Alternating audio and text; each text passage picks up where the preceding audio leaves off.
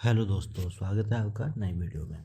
हम आज बात करने वाले हैं जो आर्थिक समीक्षा है 2025-26 की। इसका हम विश्लेषण करेंगे और मुख्य बातें। अच्छा, ये हमने कहाँ से देखा, मतलब कि कहाँ से हम ले रहे हैं इसको। तो ये एक इन्फोग्राफिक्स की पीडीएफ है, ठीक है। उसमें क्या है, सारे जो भी आर्थिक समीक्षा से जितने भी हम इतना टॉपिक कवर करेंगे उसके सारे क्या है वहाँ पे डायग्राम बने हुए हैं। तो उसको एनालिसिस करके यहाँ पे हमने की हाईलाइट किए हुए हैं। तो वो भी मैं आपको पीडीएफ प्रोवाइड करा दूंगा।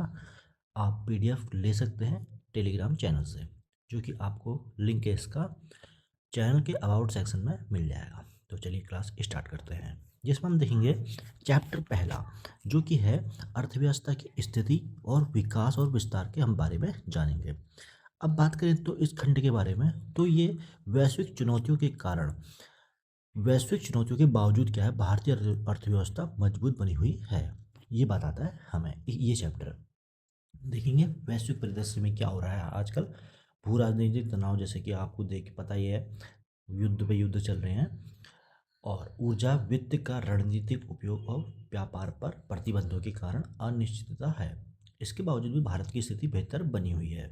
जीडीपी विकास दर की बात करें तो जीडीपी ग्रोथ की, भारत ने मजबूत विकास दर गति बनाई हुई है। बात करें वित्त वर्ष 2027 के लिए, जीडीपी का अनुमान 6.8 से 7.2 के बीच रहने का अनुमान है। तो ये आपको याद करना होगा। बात करेंगे इसके बाद नॉमिनल जीडीपी है, इसमें भी लगातार वृद्धि देखी जा सकती है। विकास के चालक की बात करें तो निजी खपत और निवेश भारतीय अर्थव्यवस्था की वृद्धि के मुख्य चालक रहे हैं। जीबीए यानी कि सकल मूल्य वर्धन की बात करें तो कृषि, उद्योग और सेवा, ये जो तीनों क्षेत्र हैं, इसमें व्यापक मतलब कि कुल मिला के आधारित वृद्धि देखी गई है। विशेष रूप से सेवा क्षेत्र में सबसे तेजी से बढ़ रहा है, ठीक है। भविष्य की रणनीति क्या है, रिफॉर्म एक्सप्रेस के जरिए भारत की संभावित जो जीडीपी है वो वृद्धि क्या है 7% के आसपास ले जाने का लक्ष्य है। इसमें पूंजी संचय, श्रम सुधार और डिजिटल बुनियादी ढांचे पर जोर दिया जाएगा। बात करें दूसरे चैप्टर की, राजकोषीय घटनाक्रम और स्थिरता और सुदृढ़ीकरण।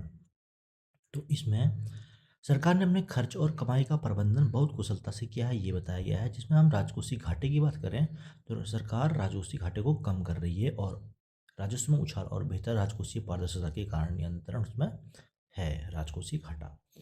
क्रेडिट रेटिंग की बात करें तो भारत के विवेकपूर्ण प्रबंधन के कारण 2025 में क्रेडिट रेटिंग में सुधार की उम्मीद है। बात करें अगला पॉइंट है टैक्सेशन यानी कि कर। तो प्रत्यक्ष करों का कुल हिस्सा राजस्व में बढ़कर 52% हो गया है। इनकम टैक्स रिटर्न दाखिल करने वालों की संख्या बढ़कर 9.2 करोड़ हो गई है। जीएसटी संग्रह मजबूत बना हुआ है और ई वे बिल जनरेशन में वृद्धि हुई है, ठीक है। और जीएसटी 2.0 में भविष्य में कर दरों को सतर्क संगत बनाने का और अनुपालन करने को सरल करने की योजना बनाई गई है जीएसटी 2.0 में। बात करें पूंजीगत व्यय यानी कि कैपेक्स की, तो केंद्र सरकार का पूंजीगत व्यय जीडीपी के 4% तक पहुंच गया है, जो महामारी से पहले की तरह 2.7% था। राज्यों को भी खर्च बढ़ाने के लिए प्रोत्साहित किया जा रहा है। बात करें तीसरे चैप्टर की, तो इस पर मौद्रिक प्रबंधन और बैंकिंग क्षेत्र की।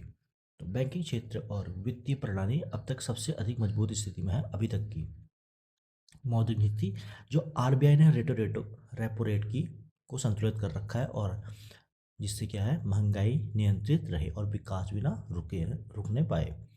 बात करें बैंकिंग स्वास्थ्य की, तो अनुसूचित वाणिज्य बैंकों का जो एनपीए है, जैसे कि फंसे हुए जो कर्ज होते हैं, कई दशकों के न्यूनतम स्तर पर है, ठीक है।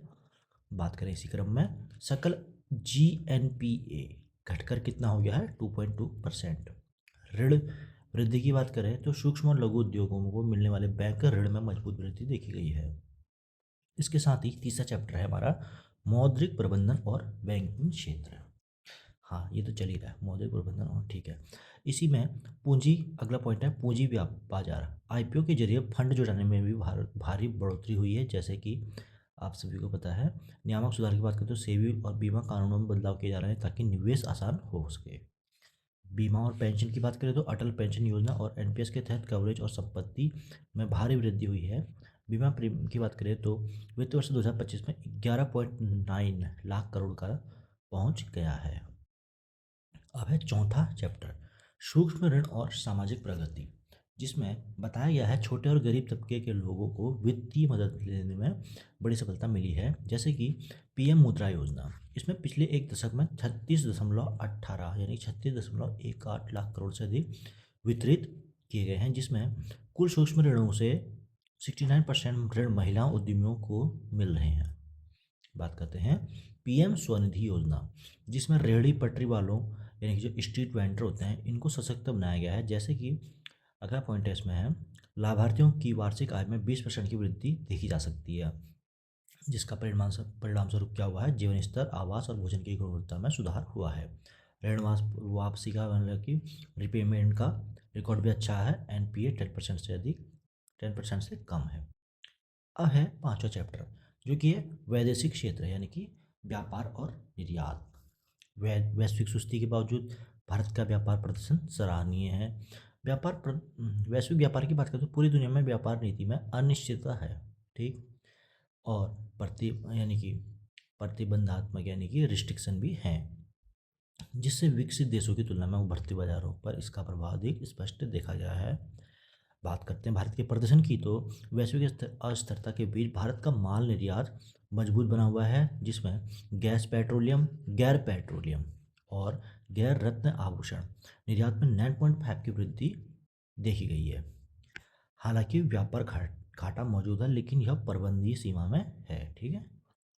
बात करें इसके बाद अगले चैप्टर की, यानी कि सेवाओं के व्यापार और रणनीतिक साझेदारी की, तो सेवा निर्यात में वृद्धि हुई है, जैसे में देख सकते हैं हम। भारत के व्यापार प्रदर्शन में सेवाओं ने प्रमुख भूमिका निभाई है।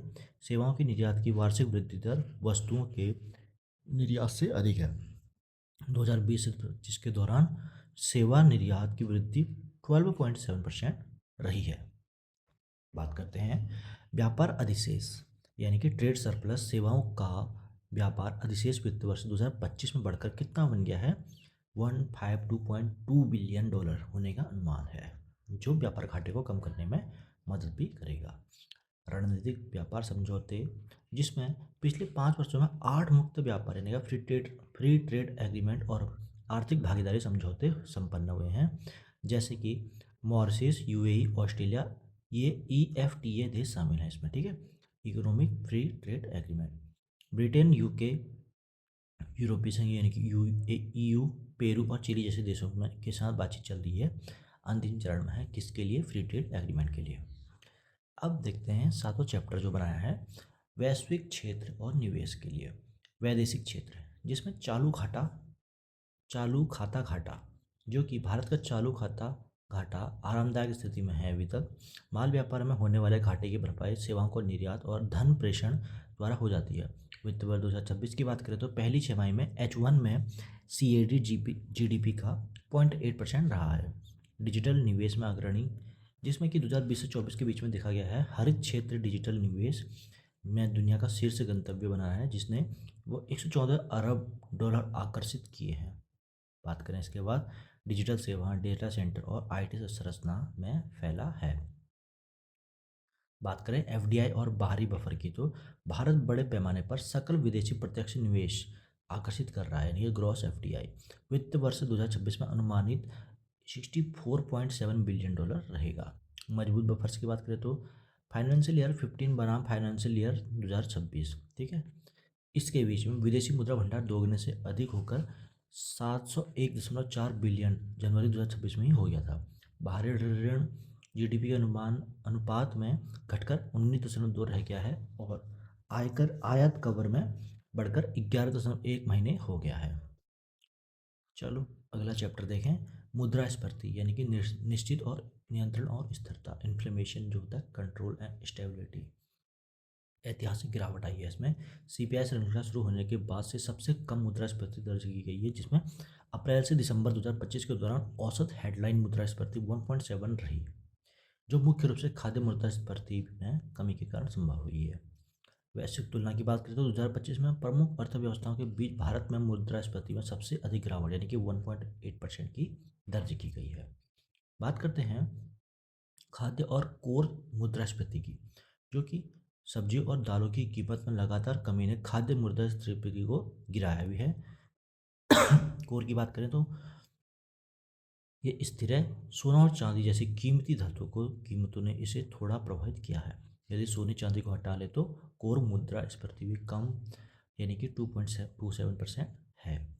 सहायक कारक क्या हो सकते हैं इसमें? सामान्य से कम तापमान और अच्छे मानसून ने कृषि के अनुकूल परिस्थितियां बनाई हैं। साथ ही दालों की कीमतों में उतार चढ़ाव को कम करने के लिए समय पर सरकारी हस्तक्षेप किया है। देखते हैं इसके बाद इसी क्रम में 9वां चैप्टर है कृषि और खाद्य प्रबंधन, एग्रीकल्चर एंड फूड मैनेजमेंट, जिसकी डाइवर्स डाइवर्सिफिकेशन में बात करें तो कृषि क्षेत्र में अब केवल फसलों पर निर्भरता नहीं है, जबकि पशुपालन यानी कि 6.1% वृद्धि, मत्स्य पालन 7.2% वृद्धि जैसे पारंपरिक फसलों 4.0% की वृद्धि इसमें तेजी से बढ़ रहे हैं। नीतिगत विचार क्या हो सकते हैं? एथेनॉल मूल्य निर्धारण ऐसा होना चाहिए जो ऊर्जा सुरक्षा और खाद्य सुरक्षा दोनों को संतुलित करे। उर्वरकों का उपयोग मिट्टी के स्वास्थ्य के अनुसार किया जाना चाहिए। इसी क्रम में फसलों का जो चयन है स्थानीय जलवायु और बाजार की मांग के आधार पर होना चाहिए। किसानों को सरकारी सहायता मिलनी चाहिए, जिसमें सरकार 3 स्तरों पर मदद कर रही है। नीतिगत राष्ट्रीय खाद्य सुरक्षा मिशन इनाम और एफपीओ को बढ़ावा मिलना चाहिए।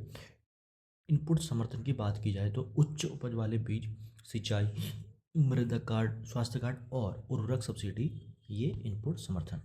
आय सहायता की बात करें तो पीएम किसान और न्यूनतम समर्थन मूल्य इसमें आय सहायता के योजनाएं हैं।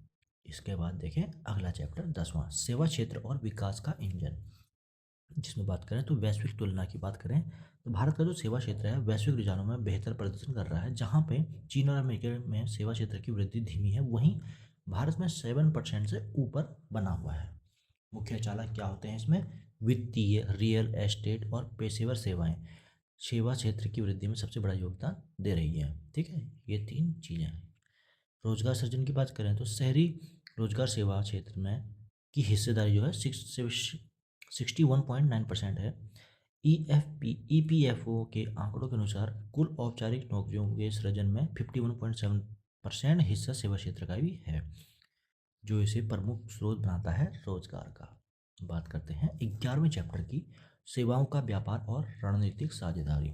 इसमें निर्यात में वृद्धि देखी गई है, जैसे कि चक्रवर्ती दर वित्त वर्ष 2000 से 2025 के दौरान 12.7% रही है। व्यापार अधिवेश की बात करें तो 2025 में 152.2 बिलियन डॉलर रहने का अनुमान है। व्यापार समझौते की बात करें तो पिछले 5 वर्षों में 8 मुक्त व्यापार समझौते और आर्थिक भागीदारी समझौते जैसे कि मॉरिशस, यूएई, ऑस्ट्रेलिया और ईएफटीए संपन्न हुए हैं। वर्तमान में यूके, ईयू और पेरू और चिली के साथ बातचीत चल रही है फ्री ट्रेड एग्रीमेंट की। इसके बाद देखते हैं वैदेशिक, अच्छा ये रिपीट हो गया 12 चैप्टर, ठीक। मुद्रास्फीति और मूल्य स्थिरता, कुछ चैप्टर रिपीट हो गए हैं। अब हम डायरेक्ट आते हैं जो चैप्टर रिपीट नहीं है, यानी कि 16वां चैप्टर, ठीक। बात करते हैं इसमें आत्मविश्वास यानी कि भविष्य की संभावना को लेकर। व्यावसायिक उपेक्षा सूचकांक उच्च बना हुआ है। सेक्टर प्रदर्शन की बात करें तो सीमेंट, इस्पात की बात करेंगे, उत्पादन और खपत दोनों में वृद्धि हुई है। ऑटोमोबाइल की बात करें तो 62.5% की दर से बढ़ रहा है। इलेक्ट्रॉनिक्स की बात करें तो इसमें भारी वृद्धि हुई है, जिसमें मोबाइल विनिर्माण का उत्पादन फाइनेंशियल ईयर 15 की तुलना में 25 में लगभग 30 गुना बढ़ गया है, ठीक है।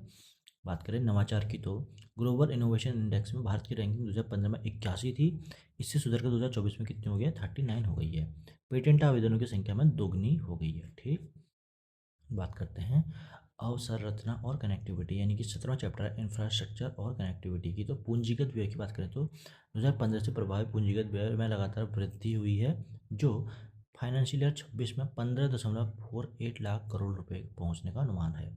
भौतिक संपर्क की बात करें तो राष्ट्रीय राजमार्ग नेटवर्क का 60% की वृद्धि हुई है।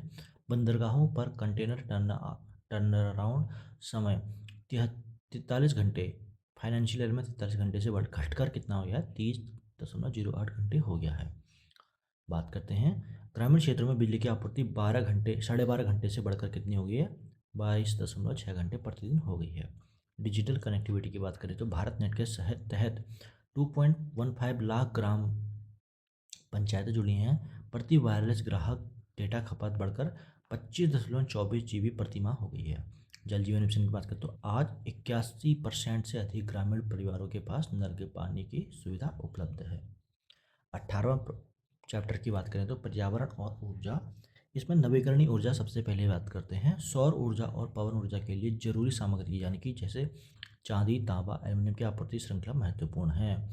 जिसमें हम बात करें परमाणु ऊर्जा की, तो राष्ट्रीय परमाणु ऊर्जा मिशन 2025-26 के तहत 20,000 करोड़ आवंटित किए गए हैं, जिसका लक्ष्य है 2027 तक 100 गीगावाट क्षमता हासिल करना। दिसंबर 2025 के शांति अधिनियम पीस एक्ट के तहत निजी भागीदारी को सक्षम बनाया गया है। ऊर्जा भंडारण की बात करें तो 2031-32 तक भारत को 411 गीगावाट घंटे ऊर्जा भंडारण की आवश्यकता होगी। इसके लिए बैटरी ऊर्जा भंडारण प्रणाली को बढ़ावा दिया जा रहा है।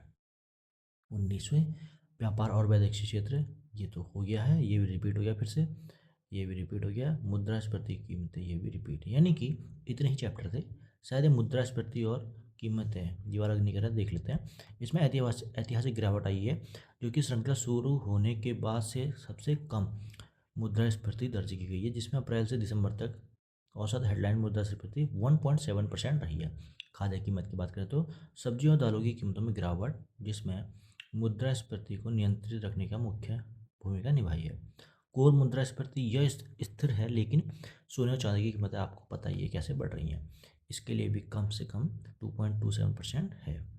बात करें नियंत्रण के कारक क्या रहते हैं, सामान्य से कम तापमान, अच्छा मानसून, ठीक है, ये चीज़ें। इसका क्या कारण है, नियंत्रण के कारक है मुद्रास्फीति यानी कि इन्फ्लेमेशन के बढ़ने से रोकने की। तो ये थी छोटी सी क्लास किस पे, आर्थिक समीक्षा पे। अब मिलेंगे हम अगली क्लास में अगले रिव्यू के साथ, तब तक के लिए थैंक यू।